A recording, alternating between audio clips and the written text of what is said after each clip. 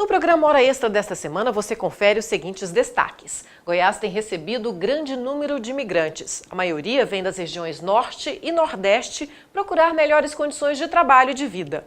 A Justiça do Trabalho goiana tem agora representante no Conselho Superior da Justiça do Trabalho. E no bloco de entrevistas, a advogada Carla Zanini fala sobre a nova lei que regulamentou a gorjeta. Aguardamos você.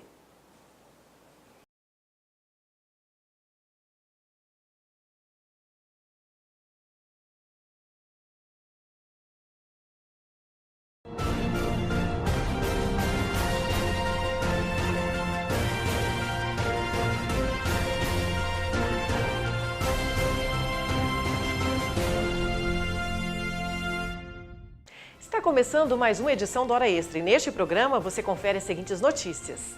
Goiás tem recebido grande número de imigrantes. A maioria vem das regiões Norte e Nordeste procurar melhores condições de trabalho e de vida. A Justiça do Trabalho goiana tem agora representante no Conselho Superior da Justiça do Trabalho. E no bloco de entrevistas, a advogada Carla Zanini fala sobre a nova lei que regulamentou a gorjeta. O Hora Extra está começando agora. Goiás tem recebido grande número de imigrantes. A maioria vem das regiões Norte e Nordeste procurar melhores condições de trabalho e de vida. Todo dia, Socorro pega o carrinho do material de limpeza para mais uma jornada de trabalho na sede do Fórum Trabalhista de Goiás. Ela nasceu no Amapá, no norte do país, mas a vida por lá não estava muito boa não. Desempregada, a auxiliar de limpeza resolveu se mudar para Goiânia em busca de emprego há 3 anos e logo as portas se abriram. Um índice de vida melhor, né? E emprego, um índice de desemprego muito grande e consegui obter um bom emprego aqui, né? A minha chegada foi muito boa, os goianos me receberam muito bem, graças a Deus, e até que eu consegui já obter algumas coisas. Já Raimundo deixou a vida de lavrador no Maranhão para correr atrás do sonho de ser cantor. Como o projeto ainda não deu certo, ele trabalha como servente. Hoje ganha um salário 50% maior do que recebia antes. Porque Goiás dá muitas oportunidades para as pessoas. Então, o que acontece? Lá na minha cidade, lá no Maranhão, é muito escasso. Não tem serviço, então o que acontece? Aí falaram para mim que aqui era bom de serviço. Então eu vim para Goiás, para mim, primeiramente, gravar um CD e arrumar um serviço para me trabalhar, para me ajudar a minha mãe em casa. Assim como a Socorro e o Raimundo, muita gente vem para cá na esperança de uma vida melhor. Segundo dados do IBGE de 2015, Goiás é o terceiro estado com maior número de imigrantes, perde apenas para São Paulo e Rio de Janeiro.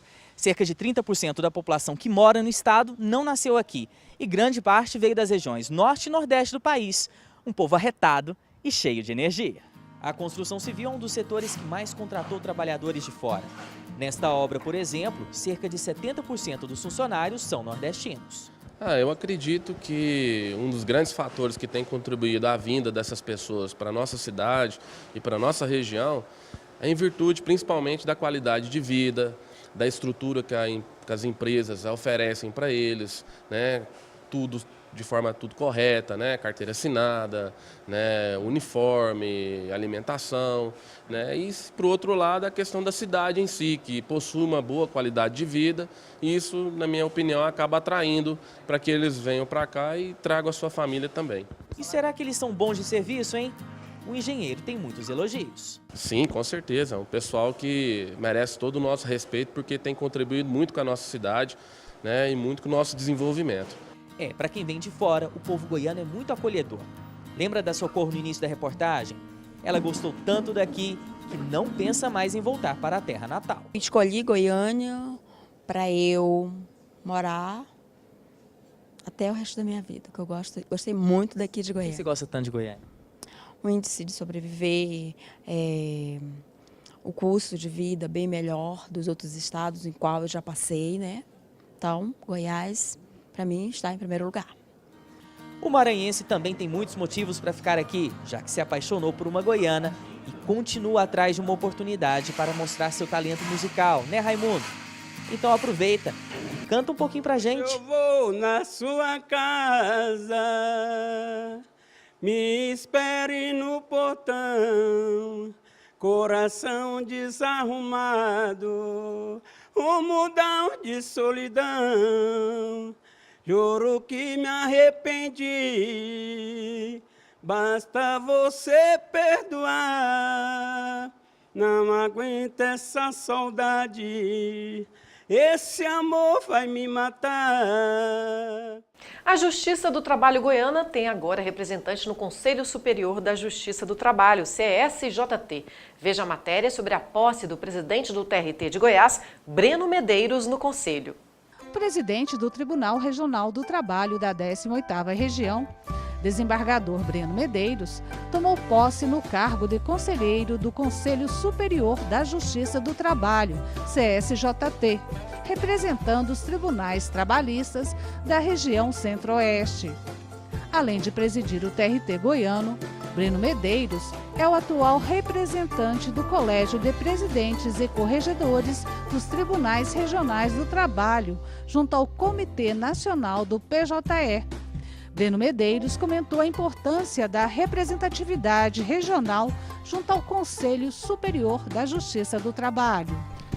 O Conselho é o órgão que hoje ele administra a Justiça do Trabalho. Nós temos hoje 6 ministros e 5 desembargadores. Isso demonstra a unidade de toda a Justiça do Trabalho nas decisões administrativas que vão repercutir exatamente junto ao jurisdicionado, a parte final lá da Justiça do Trabalho.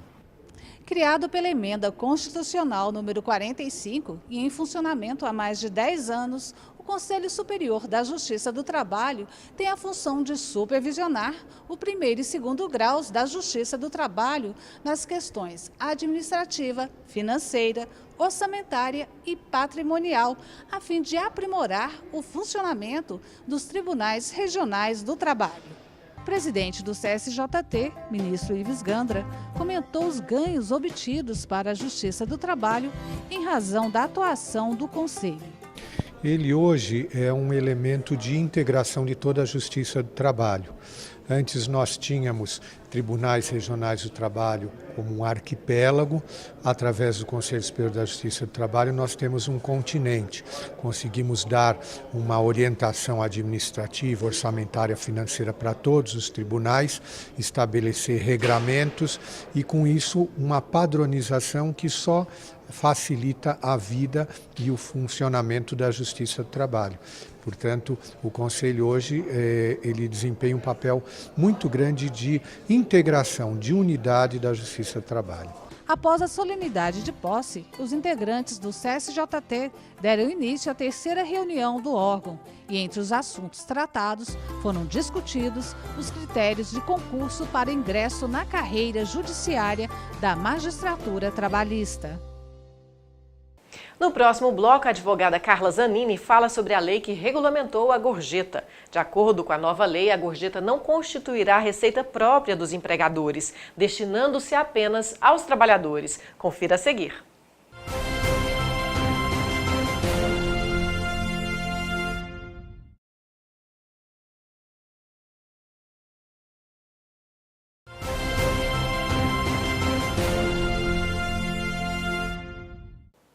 Bares e restaurantes terão que distribuir a gorjeta e a taxa de serviço entre seus trabalhadores. É o que determina a Lei 13.419 de 2017, que entrou em vigor no dia 15 de maio.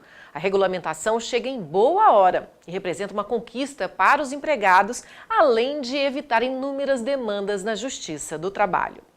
Sobre o assunto, nós conversamos hoje com a advogada Carla Zanini, que é presidente do Instituto Goiano de Direito do Trabalho. Seja bem-vinda à Hora Extra, doutora Carla. Obrigada, Fabiola. Doutora Carla, o que é considerado gorjeta pela nova lei? Então, a Lei 13.419, ela considerou as duas gorjetas. A gorjeta, que é a taxa de serviço, que é aquela que efetivamente o estabelecimento cobra. Então, vem lá, cobramos 10%. E ela entabulou também a gorjeta espontânea, que é aquela que o consumidor ele oferta para o garçom por mera liberalidade. Então, nós temos duas espécies de gorjeta. E a norma prevê que novos critérios para o custeio e o rateio da gorjeta. O que os empresários têm que fazer agora? Então, a norma prevê sim, Fabíola. O que a lei 14.319 ela entabulou? Primeiro, o estabelecimento que cobrar os 10%, aqueles 10% que vem efetivamente na notinha, se a empresa estiver regime de tributação especial, ela pode reter 20% e os 80% ela vai dividir com os empregados. Já aquela empresa que está no regime de tributação fora de ser o regime especial, ela pode reter 33% e repassar o restante para os empregados. Lembrando que essa retenção, ela tem que ser feita via acordo coletivo, então tem que ser feito um acordo coletivo no sindicato, colocando o que vai ser distribuído, porque muitas vezes o estabelecimento ele distribui só para os garçons, ou ele pode escolher, fala, não, vou distribuir para os garçons, para a equipe de cozinha, até para estar motivando um atendimento melhor. Mas tudo tem que ser feito mediante acordo coletivo. As empresas devem anotar no contra-cheque do empregado o salário fixo e as gorjetas separadamente? Como é que ficou isso? Então, a lei ela determinou que a partir do momento que a empresa tem essa cobrança da gorjeta, ela tem que determinar na carteira de trabalho qual o valor fixo que o empregado ganha, isso está determinado na convenção coletiva, que é o piso da categoria, e qual o percentual que ele vai receber a título de gorjeta. Isso tem que estar discriminado na carteira de trabalho do empregado e também tem que vir no contra-cheque, no recibo de pagamento. Porque gorjeta, afinal de contas, é salário, né, doutora? É salário. E no caso, a gorjeta, ela reflete em quais verbas? Bom, a gorjeta, ela reflete no fundo de garantia, nas férias, no aviso prévio e nas contribuições previdenciárias. Ela não reflete em hora extra, adicional noturno e repouso semanal remunerado. Tá certo. Agora nós vamos ver uma rápida matéria, né, da situação dos garçons num restaurante, né, entrevistar também o presidente do Sindicato dos Empregados e um dono de restaurante. Okay. De um lado para o outro com a bandeja na mão, o bloquinho na outra e atenção ao pedido. Os garçons são os responsáveis pela arte de servir em restaurantes, bares e cafés que hoje no Brasil somam 6.400.000 estabelecimentos. Mas na hora de atender os clientes, os que prestam o melhor atendimento e têm o cardápio na ponta da língua, saem na frente quando o assunto é receber aquela famosa gorjeta. E quem atua nesse ramo sabe muito bem que o tal agrado faz a diferença no fim do mês. João Carlos é garçom há 9 meses. Ele conta que a gorjeta representa mais da metade do rendimento mensal. Sim, ela é importante porque ela me ajuda nas contas a mais, que é um salário a mais no final do mês, não no final do mês, mas toda semana como a gente pega. Então ela representa, para mim, representa um bem bem maior que me ajuda bastante. Agora essa realidade mudou. O valor que era entregue ao trabalhador de maneira informal passou a ter regras a partir de maio. Pela nova lei, o valor que é dividido entre os trabalhadores deve ser estabelecido em acordo coletivo, convenção ou assembleia.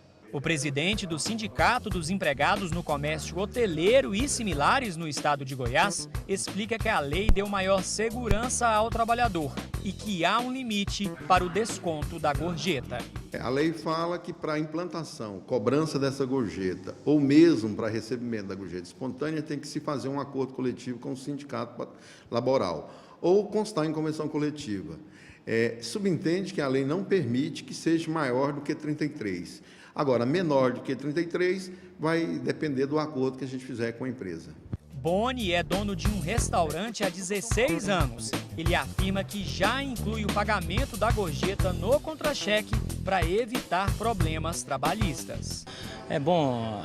Essa lei veio para beneficiar o colaborador, né, e nós, empresários do segmento de alimentação fora do lar, mais do que normal é valorizar o funcionário com isso, porque é de direito. Antes dessa lei, nós aqui do nosso restaurante sempre praticamos, que é o famoso contra-cheque cheio, né? Você pagar realmente aquilo que o cara, que o colaborador ganha, né? Acho que foi bom para todos, né, doutora Cara? Pode representar um avanço essa lei, né? Olha, ela representou um grande avanço. Eu explico por quê e eu acho que é interessante até fazer um breve histórico, Fabíola, para os telespectadores entenderem. Até 2014, nós temos aqui o sindicato dos bares, hotéis e restaurantes, até 2014, tinha uma cláusula na convenção coletiva, salvo engano a 13ª, onde ela previa que os estabelecimentos que cobrassem os 10%, eles poderiam reter 30% e distribuir os 70%. Estava em norma coletiva, firmado entre as partes, trabalhador, empregador e sindicato. De 2014 para frente, várias ações foram ajuizadas e considerando o quê? Que esses 30% retidos eram inconstitucional. O que aconteceu? Todos os empregados que tinham a retenção dos 30% ajuizaram uma ação reclamatória trabalhista pedindo o reembolso desses 30%. Então, você imagina um empregado que trabalhou 5 anos numa empresa. E isso é público notório, inclusive. Teve vários estabelecimentos aqui na capital que fecharam suas portas porque as ações foram grandes, outros entraram, inclusive, em recuperação judicial em decorrência disso. Então, a lei ela veio realmente para estabelecer que agora pode, que tem validade, que o empregador, se ele tiver na tributação simples, ele pode reter 20% e distribuir 80%, e se ele tiver no regime de tributação fora do especial, ele pode reter 33% e distribuir. Então não tem o risco para o empregador dele receber futuramente uma ação trabalhista do empregado requerendo esses 67% ou esses 20% que ficou retido. Então é um grande avanço. Eu já falei da parte do empregador. Do empregado, por que é um grande avanço? Porque tinha realmente pagamento por fora. Aí, muitas empresas faziam pagamento por fora. E agora não, o empregado ele vai contar com aquele valor no recibo de pagamento, na sua carteira de trabalho, conta para o seu fundo de garantia, para as suas férias. Então é um avanço e uma segurança jurídica para ambas as partes. Segurança para todos, né? Sim. Então, vamos agora, doutora Carla, para um rápido intervalo. Hoje conversando com a advogada Carla Zanini, que é presidente do Instituto Goiano de Direito do Trabalho, sobre a regulamentação da gorjeta. Não saia daí.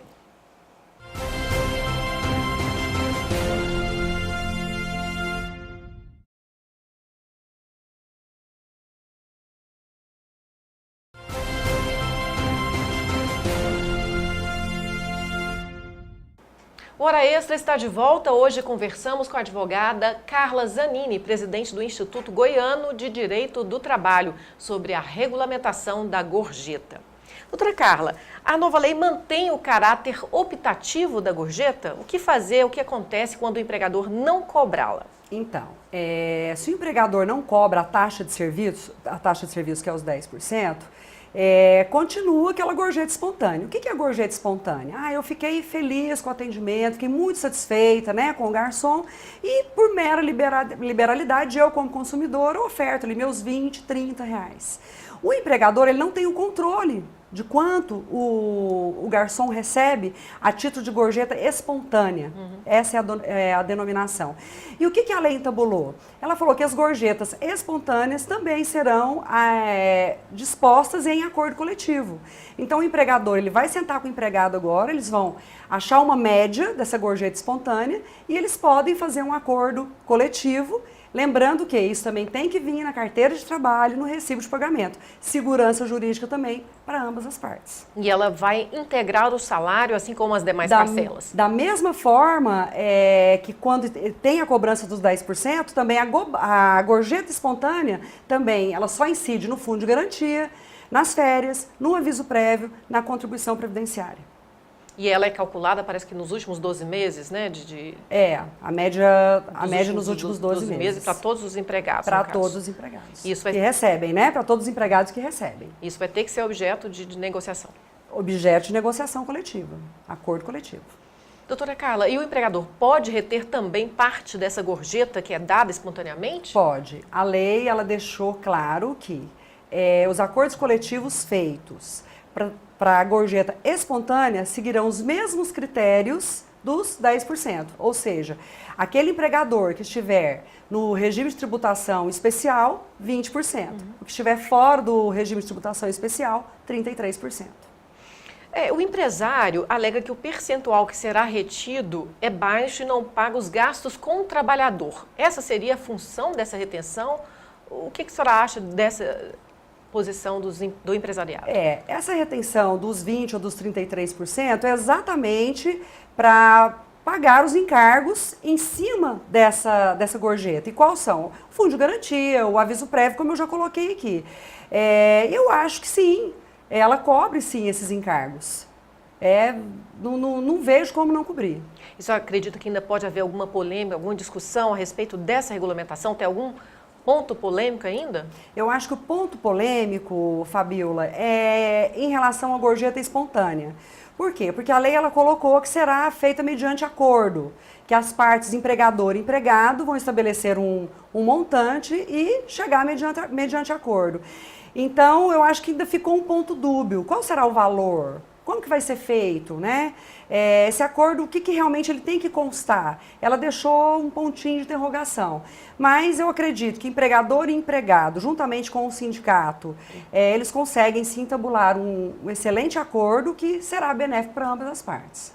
Agora vamos falar um pouquinho sobre o Congresso do IGT, né? Que acontece agora nos dias 7, 8 e 9 de junho. A senhora podia falar um pouquinho do Congresso, qual que é o tema principal e qual que é a abrangência dele, né, de participantes? Ótimo. O Congresso de Direito do Trabalho, do Instituto Goiano de Direito do Trabalho, será realizado dia 7, 8 e 9 de junho. O tema esse ano é a Constituição Federal e o Direito do Trabalho. É um tema extremamente atual. Por quê, Fabiola? Porque o direito do trabalho, ele está esculpido dentro da Constituição Federal. A Constituição Federal ela estabelece direitos sociais que resguardam o trabalhador. Então, nós vamos estar discutindo vários aspectos esse ano no Congresso. Teremos excelentes palestrantes, contamos com a presença de 5 ministros do TST, juiz do trabalho de norte a sul do país, Rio Grande do Sul, Minas Gerais, Pará, juiz do trabalho da 18ª região, e temas realmente extremamente atuais. Qual que é o público que abrange, Fabiola? O público é estudantes, operadores do direito, magistrados, servidores, advogados, público em geral, é aberto à comunidade. E o tema não poderia ser mais propício, né, diante da reforma trabalhista. Não poderia ser mais propício. E vou até aproveitar a oportunidade. Quem tiver interesse, as inscrições estão sendo feitas no Instituto pelo site www.igt.org.br e o telefone 3215-2076. Nós estamos preparando esse congresso com muito carinho, Fabíola, para receber o público. Esse congresso já é conhecido nacionalmente e ele abarca de 500 a 700 pessoas ao ano. Então, estamos aí aguardando a presença de todos. Será uma honra. Muito obrigada pela entrevista, doutora Carla. Eu que agradeço. Ok. Hora Extra fica por aqui. Obrigada por sua atenção. Hoje conversamos com a doutora Carla Zanini, presidente do Instituto Goiano do Direito do Trabalho, sobre a regulamentação da gorjeta. Espero você na próxima semana. Até mais.